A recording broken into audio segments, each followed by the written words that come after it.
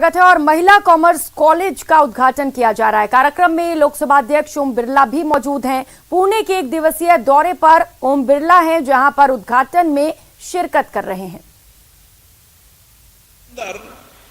आज महिलाएं नेतृत्व कर रही है और देश के कीर्तिमान को यशमान कर रही है और इसीलिए हम गर्व से कह सकते हैं कि धरती पर शिक्षक के रूप में भी और अंतरिक्ष के रूप में भी अगर सबसे बड़ा योगदान दिया तो महिलाओं ने दिया। और आज हमें इसी बात का गर्व है कि अब महिलाओं की भागीदारी का प्रश्न नहीं है, अब प्रश्न है कि महिलाओं के नेतृत्व का।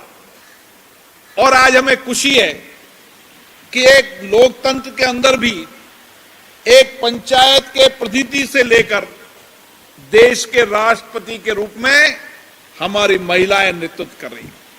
यह भारत के लोकतंत्र की ताकत है, जहां पर एक गांव के अंदर एक शिक्षिका के रूप में काम करने वाली आदिवासी इलाके के अंदर, जिस गांव के अंदर कोई पढ़ी लिखी महिला नहीं थी, उन्होंने पढ़ने का काम किया, एक शिक्षक के रूप में काम किया। आज हमारे राष्ट्राध्यक्ष के रूप में, राष्ट्रपति के रूप में वह हमारा योगदान कर रही है, नेतृत्व कर रही है।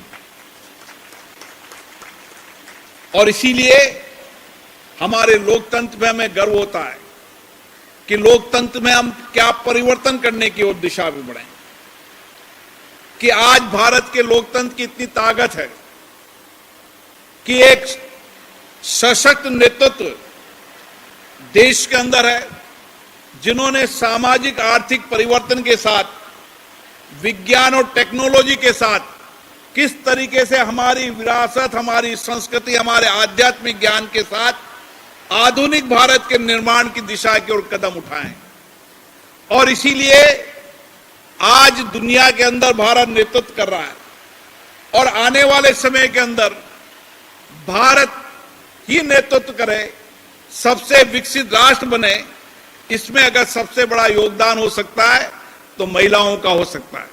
और आज इसी तरह के देख सकते हैं, आज कोई भी कंपटीशन ले लो, चाहे आईएएस का ले लो, चाहे आईआईटी का ले लो, चाहे मेडिकल का ले लो, चाहे इंजीनियरिंग का ले लो, सीए का ले लो, कोई सा भी क्षेत्र ले लो, जिस क्षेत्र के अंदर जहां भी प्रतियोगी परीक्षा होगी, वहां प्रतियोगी परीक्षा के अंदर अगर सबसे ज्यादा उत्तीर्ण और उसकी मेरिट के अंदर सबसे ज्यादा होगी तो हमारी महिलाएं होंगी, नौजवान बेटियां होंगी। यह हमारे नौजवान बेटियों की ताकत, सामर्थ्य शक्ति है।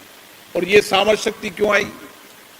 उस समय 138 साल पहले उन लोगों ने महिला शिक्षा के बारे में सोचा, विचार किया और एक छोटा नन्हा सा पौधा लगाया।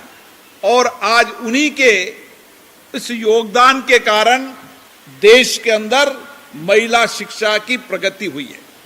और हम सब जानते हैं, शिक्षा हमारे जीवन के अंदर केवल व्यक्तित्व निर्माण नहीं करती, शिक्षा हमारे सामाजिक, आर्थिक तमाम पहलुओं को जहां पर हमें नई दिशा देने का काम करती है, वहां हमारे लोकतंत्र की यात्रा के अंदर देश और राष्ट्र के प्रति सामाजिक दायित्वों की दिशा देने का काम भी शिक्षा करती है। और इसीलिए शिक्षा का महत्व हर देश में उत्तम रहा है, लेकिन भारत के अंदर शिक्षा को, पद्धति को हमने गुरुकुल पद्धति के रूप में सर्वश्रेष्ठ माना है। और उन्होंने पढ़ाने वाले गुरुजनों का सम्मान सबसे बड़ा सम्मान मानकर इस समर्पण और सेवा के साथ हमारे विद्यार्थियों ने शिक्षा और संस्कार प्राप्त किए। इसके कारण भारत की शिक्षा पद्धति आज भी देश के अंदर और विश्व के अंदर सबसे सर्वश्रेष्ठ मानी जाती है। और इसीलिए आधुनिकता विकास के अंदर, भौतिक संसाधनों के अंदर कई देश हमसे आगे होंगे, लेकिन भौतिक संसाधनों के बाद भी हमारी शिक्षा के अंदर नैतिक शिक्षा, आध्यात्मिक। और अब एक नजर डालेंगे 5 मिनट में 25 खबरों पर।